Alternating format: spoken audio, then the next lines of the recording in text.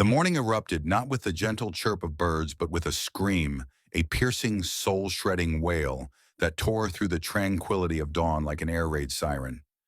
Jake Larson, in the midst of savoring his first coffee of the day, nearly choked his eyes, darting to the security monitor in disbelief. There at the edge of his property stood Mrs. Evelyn Porter, the self-proclaimed queen of the Homeowners Association, her hair a wild, windswept mess, her arms flailing as if she had just dodged a bolt from the heavens. Beside her, two HOA inspectors lay sprawled on the grass, their bodies twitching slightly as if struck by divine retribution. "Gotcha," Jake whispered with a sly grin, setting his mug down with a gentle thud. It hadn't always been this way. Jake was not a man of conflict. He yearned for peace, for the serene life he had envisioned when he retired early from his engineering career. He had poured his heart and savings into creating a sanctuary, a cozy cabin-style home on a generous corner lot surrounded by fruit trees, a thriving vegetable garden, and a lovingly crafted wooden deck. It was simple, unpretentious, yet profoundly his own. Yet what Jake hadn't anticipated was the relentless scrutiny from the HOA, led by Evelyn, who circled like a vulture from the very beginning. First, it was his mailbox, its dull green hue deemed offensive to the neighborhood's aesthetic. Then his garden gnomes were declared too garish, his security cameras too intrusive.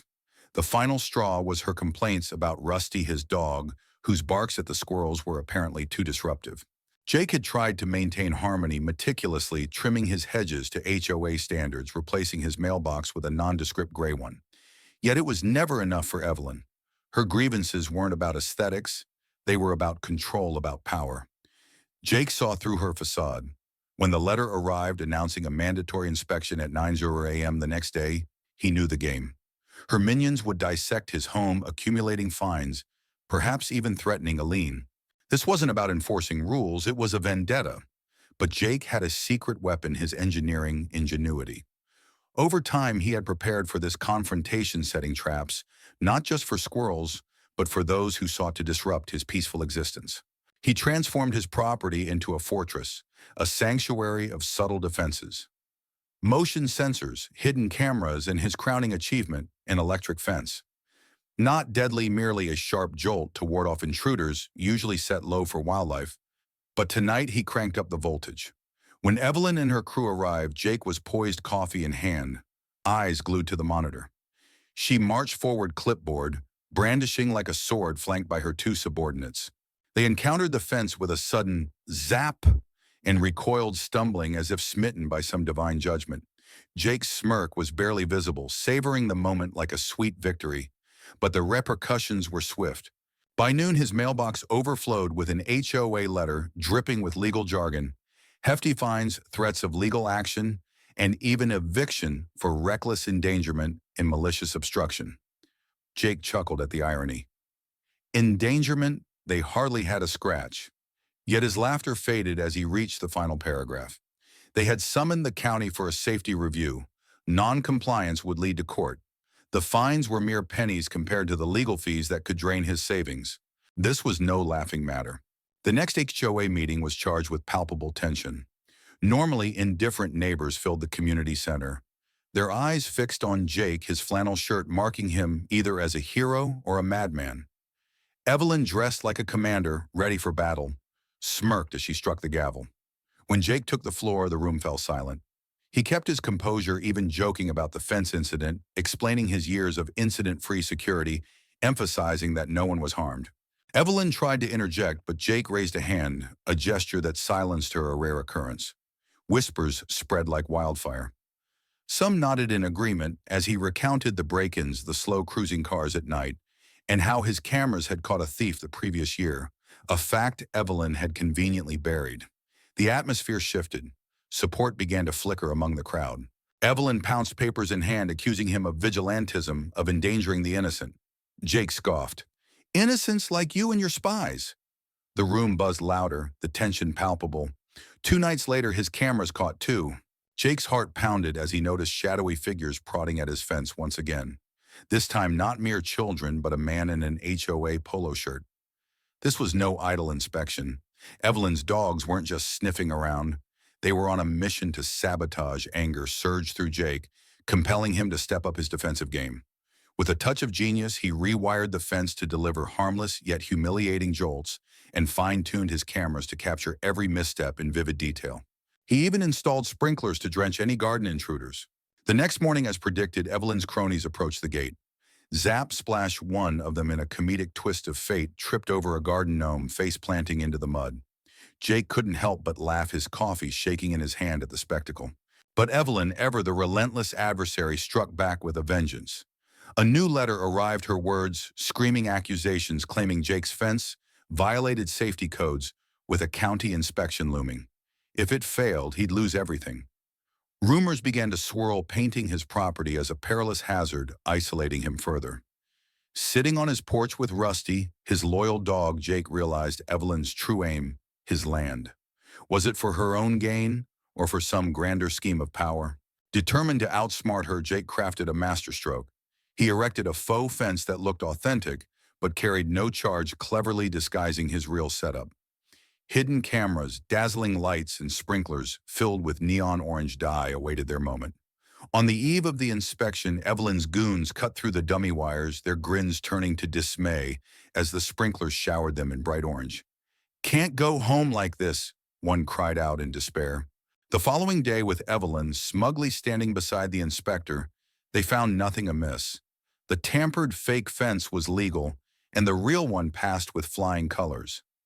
Evelyn's face, faintly tinged orange from her failed sabotage, was a sight to behold, as Jake raised his mug in a silent toast. "Better luck next time," he mused, the victory sweet but the warning clear. Evelyn's tenacity hinted at something more sinister at play. While digging in his yard to replace a fence post her crew had damaged, Ned, the neighborhood's chatty handyman, sauntered over with a beer and a theory. "Heard the gossip?" he asked, his voice low with intrigue. "Which one?" Jake replied, a grin breaking through his sweat. "The real deal," Ned whispered. "Evelyn's in with developers eyeing to snatch up prime lots. Yours too." The pieces fell into place. His corner lot, a treasure trove for luxury developments, was under threat. The sabotage, the letters, all part of a calculated push to force him out. That night, Jake pored over records, zoning maps, and HOA bylaws, his mind racing with plans and countermeasures. The game was far from over. It had only just begun. As the community rallied behind Jake, the truth about Evelyn's machinations came to light. The whispers of her underhanded dealings with developers, the inflated fees squeezing the life out of the neighborhood, ignited a blaze of righteous anger.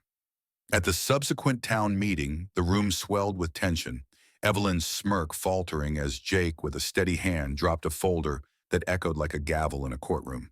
Inside, the financial intricacies of Evelyn's schemes were exposed, her deceit as clear as day. He spoke of the Millers, that sweet elderly couple she'd hounded with fabricated violations, driving them to the brink of despair. The air crackled, the crowd erupted, and Evelyn's protests of serving the greater good were drowned in a sea of outrage. In a unanimous decision, she was ousted, her fury palpable as she stormed out. Yet the battle was far from over. Developers like shadows lingered. Evelyn's groundwork might still bear bitter fruit. 2 nights later, under the cover of darkness, new faces were caught on camera, meticulously mapping Jake's yard. These weren't her usual cronies. These were professionals plotting construction. Jake, ever the strategist, went all out. He replaced his real fence with a faux one, rigged with traps, cold sprinklers, blaring alarms, air canisters in the guise of garden gnomes, launching skyward and speakers echoing Rusty's fierce growl. The intruders fell into the trap the next night. Water drenched them, gnomes flew, growls resounded. One stumbled panic-stricken, and they fled, leaving behind laughter and a new legend in the neighborhood. The developers, finding the situation too messy, pulled out, but Evelyn, with a serpentine calm, returned. "You think you've won," she hissed. Jake, sipping his coffee, simply replied, "I know I have." Rusty, ever loyal, playfully splashed mud onto her pristine suit. She shrieked, slipped in a puddle from Jake's sprinklers, and stomped off, her dignity squishing underfoot. The silence that followed was deceptive. Jake knew Evelyn wouldn't bow out gracefully. Sure enough, a letter from a law firm arrived citing zoning violations, threatening lawsuits to force a sale. Her final play through her developer allies. But Jake, undeterred, delved into the legal labyrinth, emerging with a brilliant countermove. Partnering with a conservation group, he transformed his back lot into a sanctuary for wildlife adorned with native plants and birdhouses now legally protected. When Evelyn and a county official arrived with their claims, Jake handed over the sanctuary papers. "It's protected now. Developments are illegal," he stated. The official nodded in agreement, leaving Evelyn speechless, her schemes unraveling before her eyes. With a defiant sneer, she declared, "Nature did it, I merely lent a hand." And with that, she retreated, her spirit crushed. One fateful night, a cacophony shattered the silence, rousing him from slumber. Evelyn, in her rage, had wreaked havoc upon his garden, pulverizing lights and shelters. Though no evidence pointed to her, Jake knew in his heart it was her handiwork.